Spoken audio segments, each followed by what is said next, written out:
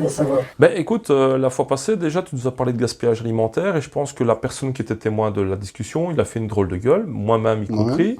Surtout que nous, on donne à manger à des précarisés, des familles en détresse. Tu peux nous en dire plus sur la quantité, par exemple? Quantité. Alors tout est relatif, à savoir que c'est pas forcément dans la société que je travaille, mais c'est général, Oui, dans bien tout ce qui est hypermarché. Ouais. Moi j'ai travaillé dans des grosses boucheries qui faisaient vraiment des gros chiffres d'affaires et des gros rendements, où ce qu'on a jeté des semaines à une tonne. Pardon? On a jeté une tonne. Une tonne. Par semaine. Et si je me souviens bien, tu nous avais expliqué une histoire comme quoi qu'ils avaient changé le présentoir et pour que le présentoir soit toujours rempli, on est On est obligé de fabriquer. obligé de fabriquer. On est obligé de fabriquer pour remplir les mètres de rayons, Ouais. qui sont énormes, parce qu'on travaille par meuble. Ouais. Les meubles ont plusieurs étages, et si on multiplie le nombre de mètres par étage, on arrive à des distances phénoménales. Ok. Ok, Si on devait travailler en comptoir traditionnel, on arriverait à des 60-70 mètres de comptoir, on va dire. C'est énorme. Ah, voilà, c'est énorme. Donc, ces marchandises-là, ben, forcément, il faut les remplir. Ouais. Ok, ben, il faut remplir ce meuble pour que ce soit présentable. Et nous sommes dans une société où que, du début à la fin, le client doit trouver 100% De satisfaction. de satisfaction, donc 100% des produits. Voilà. Exemple, je vais prendre un exemple bénin, mais en saison barbecue, on ferme à 20h, en traditionnel, enfin, en journée traditionnelle, sauf le vendredi. Si tu viens me demander, par exemple, 200 saucisses de campagne pour un barbecue, à 8h moins 10, à 10 minutes de la fermeture, je vais être capable de te les donner. Tu ne peux pas retourner chez toi frustré. Ok. Tu comprends? Ouais, ok. Voilà, comme ça schématise, avec ça vous avez compris. Ah ouais, ouais. À n'importe quelle heure que tu arriveras, tu dois repartir avec la marchandise Ok. que tu voulais. Entre guillemets. Entre guillemets. Entre guillemets. Alors éventuellement, je pourrais peut-être éventuellement faire, pour arriver à 200 saucisses, un mélange de 3-4 sortes de saucisses, éventuellement. Mais quoi qu'il se passe, tu devrais repartir avec tes 200 saucisses. Soit que tu repars avec, ou alors je vais être en mesure de les refabriquer. À savoir qu'à 8h moins 10, on ne va pas fabriquer à 10 minutes de la fin. On en est bien conscient. Bien conscient. On est bien conscient. Voilà. Donc, ce qui provoque, pour en revenir aussi, ce qui provoque du début à la fin, quand on est fermé forcément un jour de fermeture sur la semaine, ces jours-là, on ne vend pas, il reste quand même toujours de la marchandise dans le meuble, parce que quoi qu'il se passe, le samedi soir, à la fermeture, si tu arrives à 5 minutes de la fin, tu dois quand même avoir la marchandise que tu veux. Donc, ce qui fait que quoi qu'il se passe, du début à la fin, c'est rempli. Ok. Donc, ça veut dire qu'à un moment donné, rotation de produits, ça devient difficile, Ouais. donc il y a des déchets.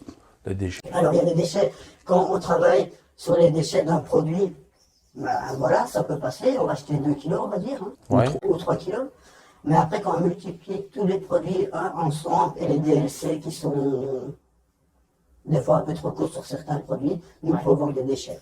tout simplement. À savoir qu'on retire des marchandises, c'est pratiquement partout comme ça, mais je crois peut-être que nous, c'est peut-être un peu plus que les autres, mais on retire les DLC 2 jours avant Ok. la date. Donc, par exemple, si c'est une marquette au 22, le 20, on va la retirer derrière.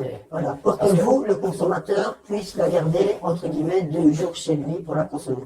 Et l'idée générale de cette entreprise-là, tes collègues, qu'est-ce qu'ils en pensent de tout ça? Bah, ils pensent la même chose, ergonomie et que c'est du gaspillage, quoi. Vraiment, clairement. Rien, clairement, exactement. Alors, il y a des boucheries qui jettent moins, il y a du gaspillage en fonction des boucheries et du rendement qui sont moindres que d'autres. Mais au minimum, on tourne avec 15-20 kilos, c'est le minimum par jour. Hein. Ok. C'est le minimum, là, tout confondu, tout produit confondu. Charcuterie, traiteur, steak, côte de porc, enfin, c'est que la langue. Et qu'est-ce que tu penses de l'augmentation du prix de certains produits c'est une information qui a été relayée par Test Achat, on a bien vu que ça avait fait l'esbrouf, Ouais. plusieurs journaux, donc c'est quelque chose qui est prouvé. Qu'est-ce que tu penses en plein climat de pandémie d'augmenter ces prix? C'est difficile pour tout le monde. Donc je pense que la hausse de prix, pour moi, elle n'était pas forcément utile non plus. Ceci dit, elle a été dans tous les hypermarchés, hein. Ça n'a pas été que chez nous non plus. Bien sûr. Il faut rester honnête aussi. On reste quand même, malgré tout, d'après ce qu'ils disent, et quand je vois les comparatifs de la société Dans les magasins aux alentours, on reste quand même toujours les moins chers. Ouais. Mais ceci dit, voilà, mon panier a quand même changé. Moi aussi, malgré que je travaille là, quand je fais mes courses, je fais mes grosses courses une fois par mois quand je suis payé comme tout le monde. Ouais. Je rachète des petites raouettes comme tout le monde, un légume froid ou quoi. Mais c'est vrai que mon panier a augmenté, quoi. Alors tu me disais aussi, il arrive à avoir un changement d'horaire, c'est-à-dire 5-23 heures. Tu sais, peux me donner un peu plus d'explications sur cette condition de travail? La société aimerait bien ouvrir, enfin, aimerait bien prolonger la plage horaire de travailleurs de 5h à 23h. À savoir que pour l'instant, c'est 6-21. Ouais. Quand vous êtes responsable, bon, c'est plus mon cas, mais quand vous êtes responsable et que vous faites un 6-21, soyez frais le lendemain pour refaire un 6-14. À savoir que là-dessus, bon, moi j'ai de la chance, j'habite près de mon lieu de travail. Ouais. J'ai des collègues qui font 50 minutes de route. Ouais, ok, c'est Voilà. une Donc, cadence infernale. Voilà, donc on s'imagine que vous finissez à 21h, vous rentrez chez vous, le temps de vous changer, il est 10h. Direct, hein. Il est 10h, vous rentrez, vous soupez, vous lavez, il est 11h. On va pas trop discuter avec madame, parce que le lendemain, quoi qu'il se passe, il faudra à 4h30, on sait qu'il faut être là à 6h. Ouais. Qu'est-ce qu'ils pensent de cette condition, de cette nouvelle mesure, entre guillemets? Les collègues ou le patron? Les collègues, le patron, on ira lui poser la question demain. Hein. Les collègues, c'est difficile, hein, savoir que malgré tout, on est dans une société où ce qu'on est bien rémunéré. Nous sommes une société qui nous octroie des congés complémentaires parce que c'est un travail de productivité. Donc, entre guillemets, on est productif toute l'année et on est récompensé, entre guillemets, avec les congés compensatoires. Ouais. mais À savoir que ce soit dans le magasin ou dans le domaine de la boucherie ou dans le domaine de la chambre froide, on travaille quand même toujours au minimum dans son effectif. Ici, dans la boucherie actuelle que je suis, on est resté à 5, alors qu'on aurait dû être 8, on est resté à 5 pratiquement pendant un an. Quoi, dû à des départs maladie, Covid ou quelque chose ainsi? Ou Bah, il y a eu gestion de... bon, il y a eu un blessé longue durée Ouais. qui a fait que ça a posé problème, plus les congés, plus un deuxième blessé, plus un malade, et ce qui fait qu'on se tape 2 semaines au lieu d'être 8 et 5, voire 4. Moitié de l'équipe et on fait le même rendement. Quoi qu'il se passe, le client, quand il arrive, il peut attendre 5 minutes, mais il ne va pas attendre la matinée pour avoir ses 200 saucisses, on s'est bien fait comprendre. Ouais, bien. Voilà. Donc, quoi qu'il se passe, le travail est là. Les bras n'y sont pas, mais on s'est bien compte qu'il va falloir effectuer le travail sur la journée. Quoi. Sachant que Nous n'avons pas eu la chance, enfin, nous n'avons pas eu le loisir de s'exprimer sur l'âge de la pension. Est-ce que tu dois tirer ça jusqu'à 67 ans? Impossible. impossible. Est-ce qu'on peut considérer comme ton métier Je sais comme pas. en productivité de première nécessité, donc il y a une pénibilité? Je ne serai pas. J'en ai déjà parlé longtemps avec madame, jusqu'à 67 ans, je ne serai pas. Je ne serai pas. Déjà pour plusieurs raisons. Il y a le froid, il y a l'hygrométrie, il y a le froid, il y a cette humidité déjà qui épuise, Ouais. qui nous épuise. Il y a cette cadence de travail. Moi, je fais un 6-13 et des fois, je reviens. C'est une loque. Je ne veux pas dire que je suis lourd, mais j'ai envie d'être tranquille, quoi. C'est fini, je suis rincé, quoi. Je suis HS, quoi. Les écarts de température l'été avec les canicules, Je je travaille dans 5 degrés. La voiture, elle reste au soleil, si j'ai pas un parking, la voiture, elle reste au soleil, au lendemain, elle en fait 45. C'est un J'arrive- choc thermique. Hein. Moi, j'arrive ici, j'ai envie de se je bois un café, j'ai envie d'aller dormir libre. Hein. Ouais, bien sûr. C'est difficile, quoi. Les conditions que tu es en train de nous expliquer là de long en large, en ayant des détails un petit peu plus pertinents, qu'est-ce qu'ils en pensent, ce syndicat? Je sais bien qu'il y a des différences, des personnalités, mais l'ensemble du syndicat, qu'est-ce qu'il fait? Vous aviez eu accès à une prime de 1 000 euros. On a eu accès à la prime de 1 000 euros qui a été versée, comme ça avait été dit. Une fois que c'est attribué, c'est toujours respecté. Hein, ça, y a pas de Ok. souci. Ici, on est sur la deuxième prime Covid. Ok. Parce que la première, c'était dû au confinement, à la cadence de travail, aux événements.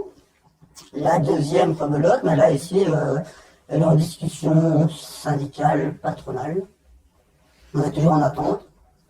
Jusqu'à la semaine passée, il n'y avait rien qui avait été accordé. Donc, on attend.